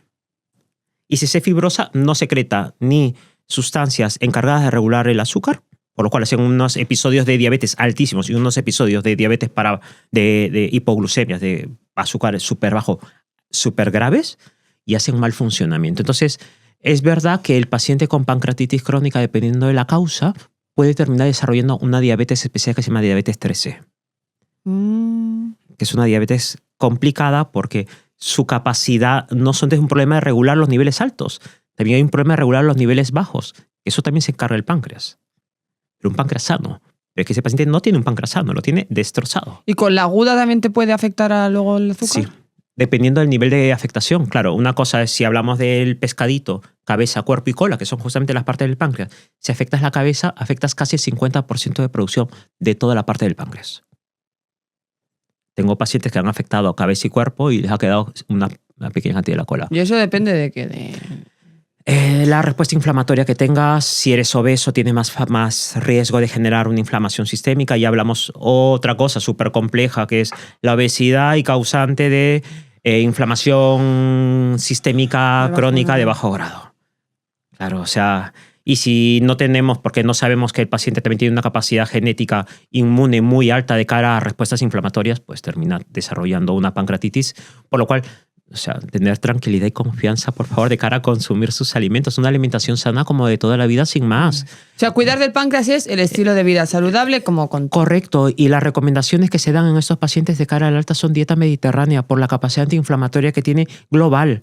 No solamente en el páncreas, sino global. Y la dieta restricción en grasas, que es un error de muchos médicos de digestivo, porque el páncreas, que hemos dicho, es un órgano digestivo y la pancreatitis crónica no puede digerir. Si le quito grasas, ¿qué pasa? Desnutro más al paciente, que encima tiene poca capacidad de nutrirse por sus propias enzimas. Y le estoy quitando un alimento, que es grasas, hipercalórico, innecesario para un montón de cosas. Entonces, ¿qué hace? El paciente pierde peso. Claro.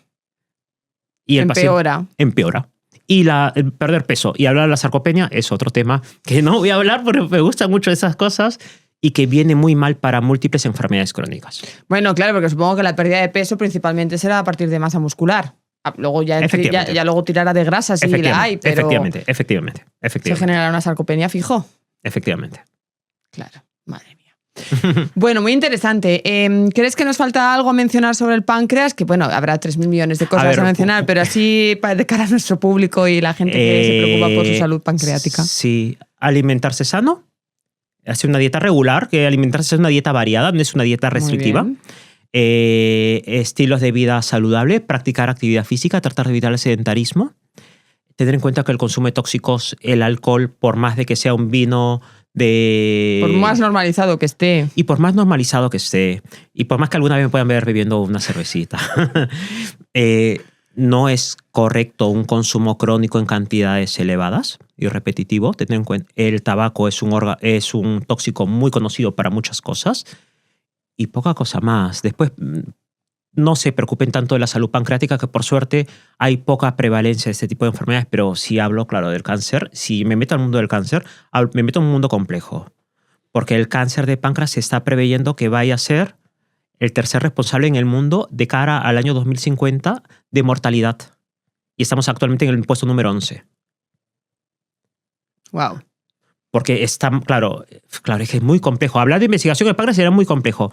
Por su capacidad que tiene una capacidad de aislamiento de los tratamientos, tiene unas situaciones muy peculiares.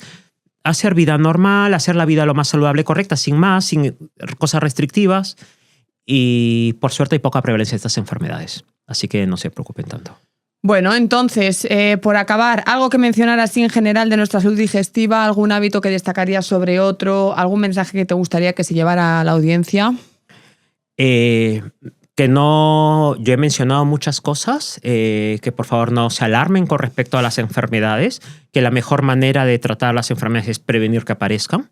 Muy bien. La prevención está basada en nuestros estilos de vida, que si hay alguna enfermedad, hay indicación de tratamiento a aceptar sin ningún problema, que los tratamientos son integrativos, no son solamente protector gástrico, ni solamente es evitar un alimento. A veces puede ser bastante más complejo, como hemos hablado de la parte neuropsiquiátrica, de modular un poco cosillas y tratar.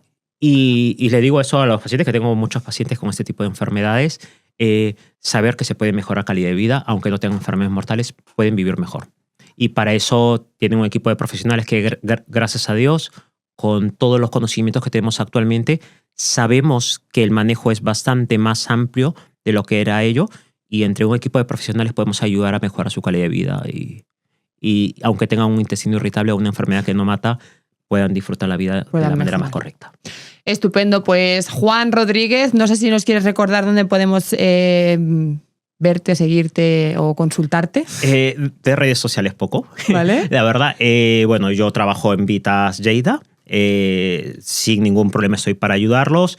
En el hospital público, pues, es lo que hay. Tenemos un equipo grande de médicos y en la universidad me pueden dar dando alguna clase de puro curioso, sin más. Y poca cosa más que informar. Muy bien, pues entonces, nada más, Juan, muchísimas gracias por haber estado conmigo y compartir todo tu conocimiento. Ha sido un placer. De nada. Y a todos vosotros también, pues, muchísimas gracias por estar un día más conmigo. Ya sabéis que volvemos en un próximo episodio. Adiós.